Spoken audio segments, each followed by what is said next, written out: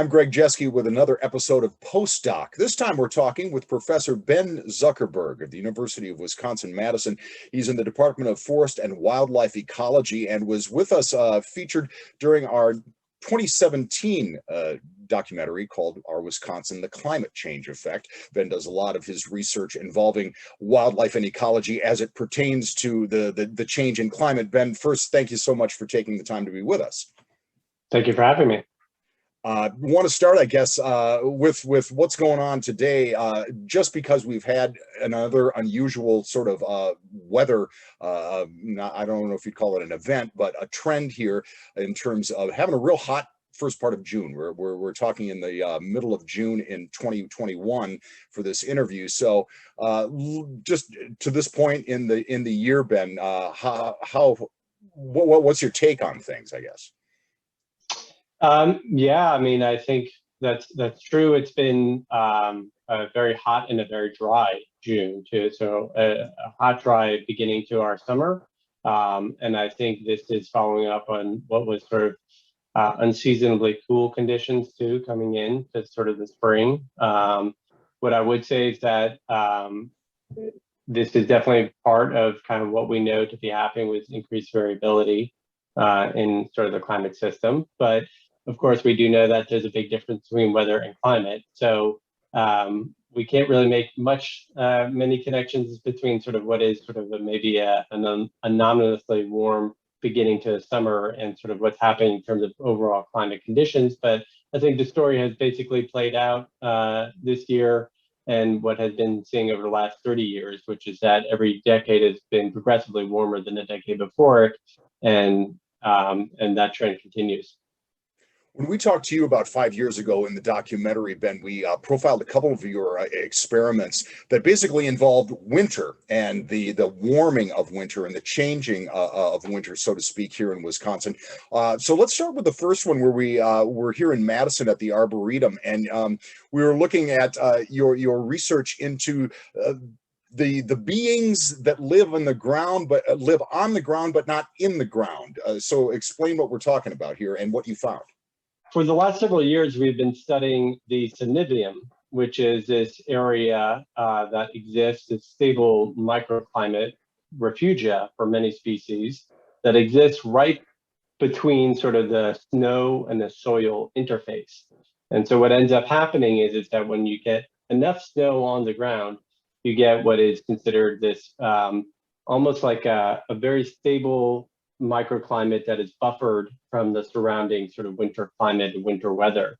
So it's almost like a blanket, you can imagine, that persists throughout the winter months, and that a number of species will sort of persist in this Syndium environment.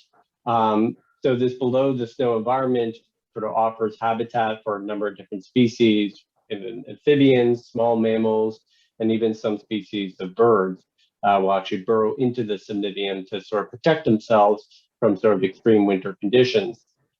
For our purposes, what we've really been interested in is to see how a changing winter climate might impact the prevalence of the Syndium, its extent, and its duration.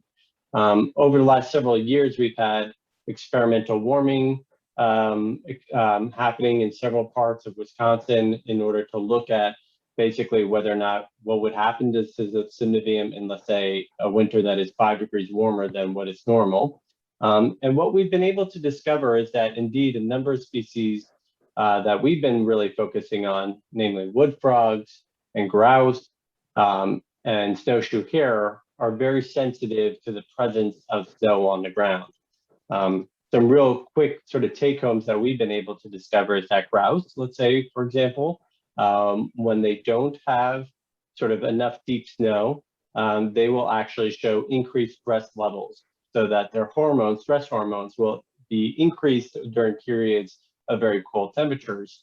When they do have enough of that deep snow on the ground, they will burrow into that snow and kind of hunker down under the snow and actually buffer themselves from that sort of cold winter extreme. In those cases, they can actually sort of decrease their stress levels.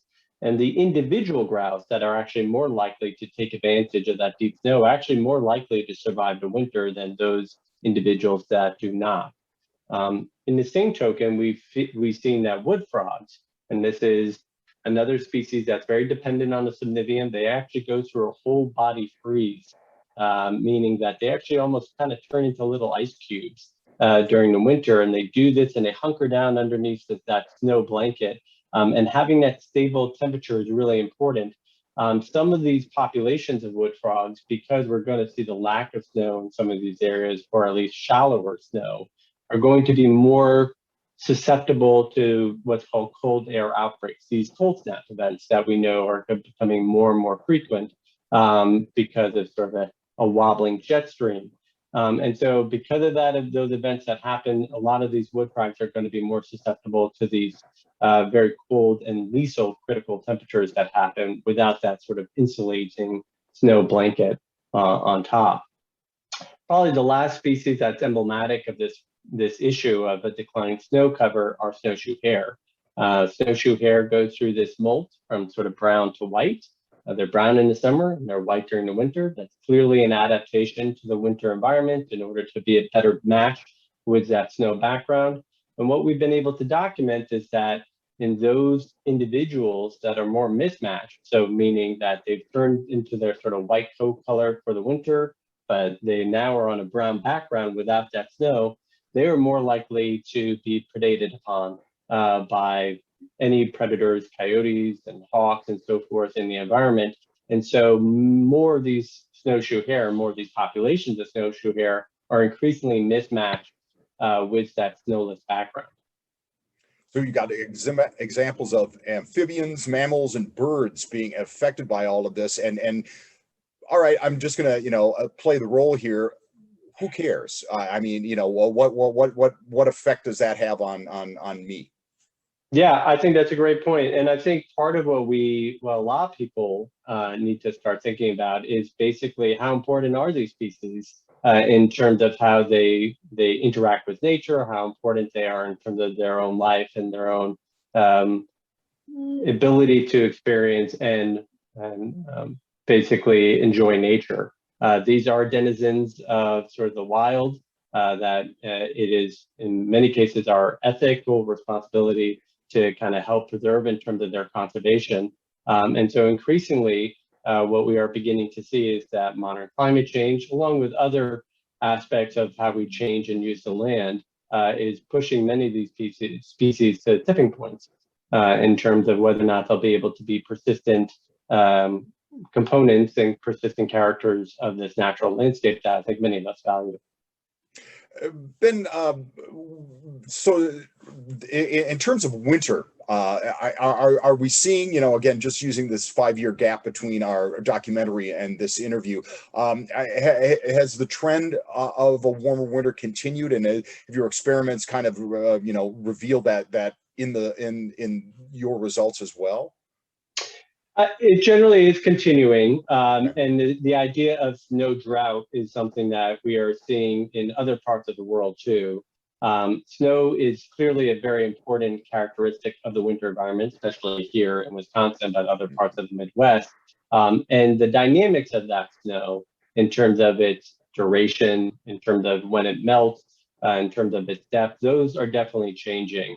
One thing that I think we are beginning to see much more readily is the variability in winter climate.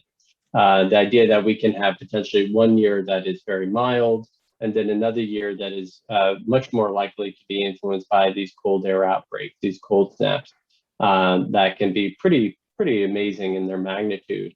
We kind of talk about that polar vortex, and I think everyone's kind of familiar with that phenomenon. And what we are beginning to see is that those type of extremes that some people call winter weather whiplash is becoming more and more common. And it's interesting because the deniers will sometimes use a polar vortex year to go, you see, it's not getting warmer out there. We've got an awful winter going on. And I think that's always trying to tell people the difference between sort of what is small-term variation in the climate system and what is long-term changes. But there's no denying, and I think there's a lot of really interesting work by climatologists that have shown that there are certain components of our atmosphere, like the jet stream, that plays a very important role in being able to kind of hold back that polar air from intruding into sort of the upper Midwest and parts of North America. And what they've shown is that jet stream and other components of the atmosphere are changing.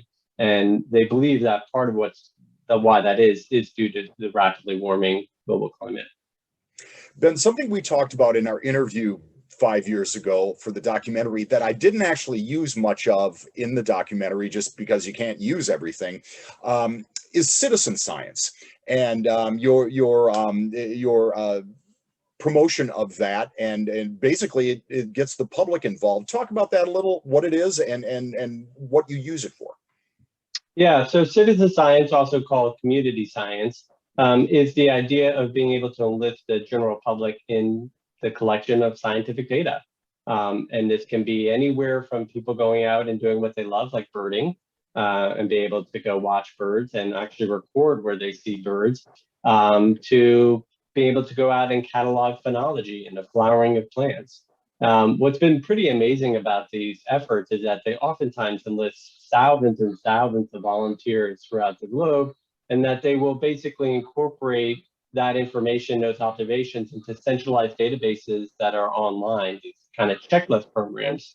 What I would say is that these kind of data have proved absolutely essential for being able to look at the impact of climate change on species and ecosystems throughout the world. We're not the only ones doing it here in the United States. There are global citizen science programs that people are contributing these data to. And if we didn't have these data, I would say that we really wouldn't have much to say in terms of being able to document and describe how species are responding to climate change. How would a person get involved? There is a number of good programs. There's citizenscience.org, which actually kind of track a bunch of these programs. Here in Wisconsin, there's a great one called Snapshot Wisconsin, which is basically a program that's run in collaboration with the DNR and in fact with NASA as well, where basically people can deploy camera traps in their own areas, in their own sort of backyard, so to speak. And these camera traps are fully automated. They take pictures of species of wildlife that are in in these areas and on people's personal property. Those data have actually proved pretty essential for being able to think about wildlife management and be able to start describing how species potentially may be moving in response to climate change and other factors. Another important one that I always like to promote is Project Feeder Watch. Again, that's something that kids can do, that grandparents can do, but it's a very important program where people can watch what birds are showing up at their feeders.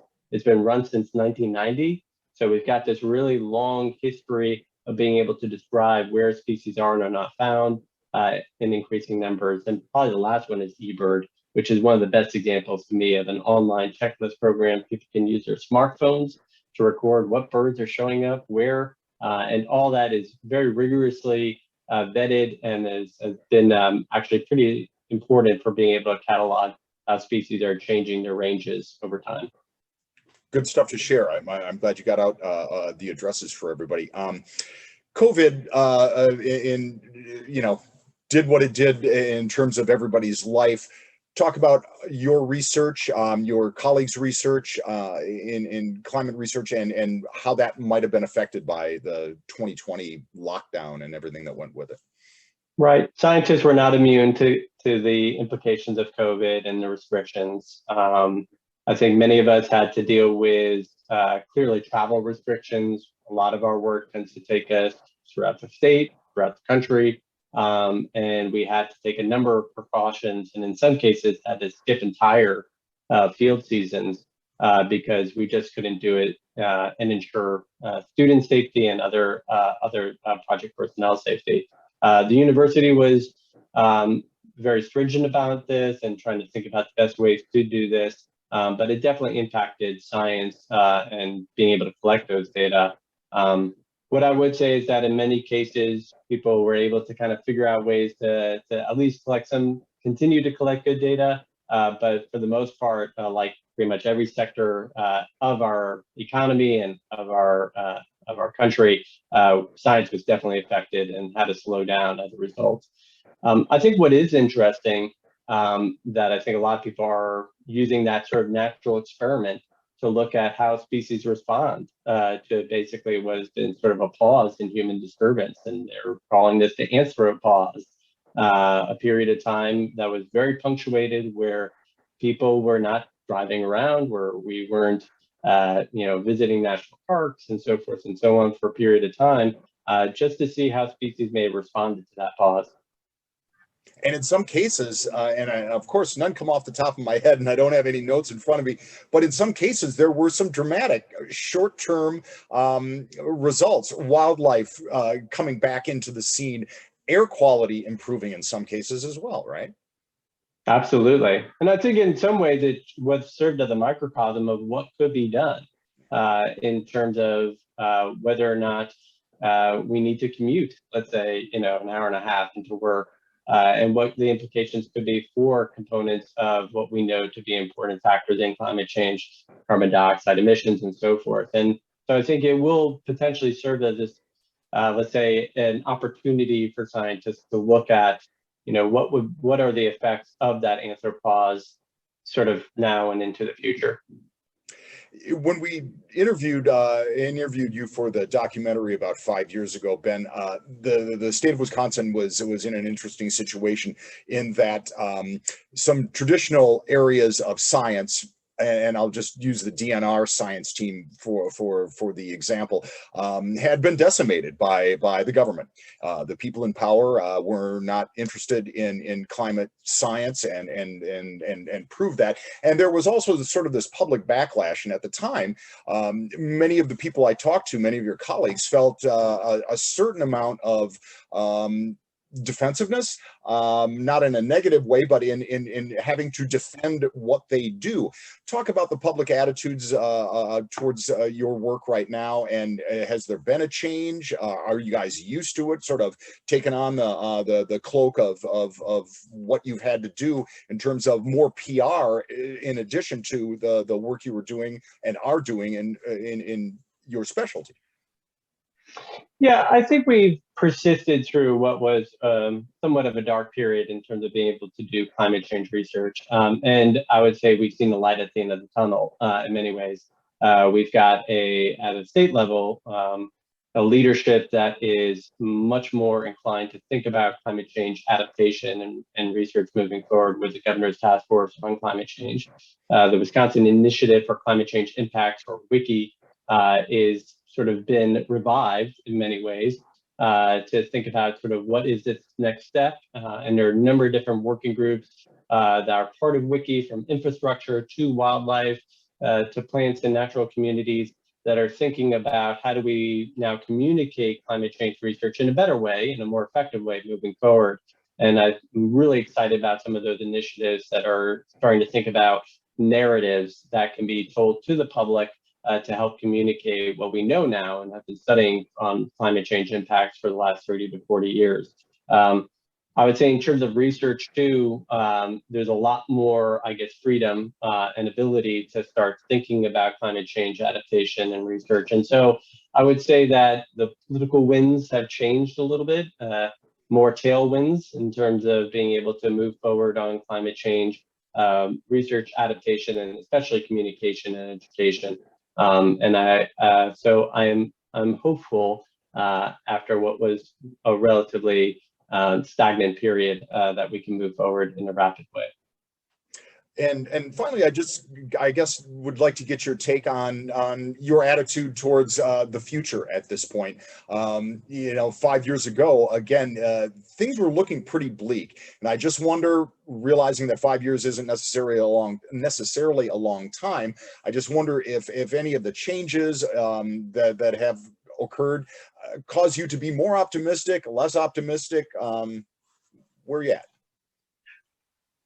I would say I'm cautiously optimistic in the sense that I believe that when we can put our minds together at a society level, we can clearly do great things. And I think that there are going to be pretty amazing technological advances in terms of the near future as we continue to be able to think about climate change adaptation and mitigation, not just clearly sort of at a federal level, but even at a very local level. And I've been really heartened by what I've seen in terms of local initiatives, both at city and county levels, in terms of thinking pretty proactively about how to reduce emissions, how to think about mitigation efforts. And so I remain cautiously optimistic, and part of that caution is the fact that I think we do have a smaller window now, because every year that goes by, our ability to basically meet certain levels in terms of reductions in global CO2 emissions, I think gets clearly smaller and smaller and smaller. And from the sort of the worrisome point, I think we're increasingly under the realization that certain changes in the climate system can happen very dramatically, and what's referred to as almost planetary tipping points. The idea that if we don't make certain changes now, that we may get to a point where we are not able to necessarily make reversal, that we are sort of in a new steady state of a warmer climate, and what are the implications for that, not just for the species that clearly I study and others study, but also for societies at large. Yeah, as they say, hopefully we're not too late, although many would say we are. Yep. All right, Ben Zuckerberg, thank you so much for taking the time. I know you've got a busy schedule, so have a great rest of the summer and a great next semester in your research at the University of Wisconsin.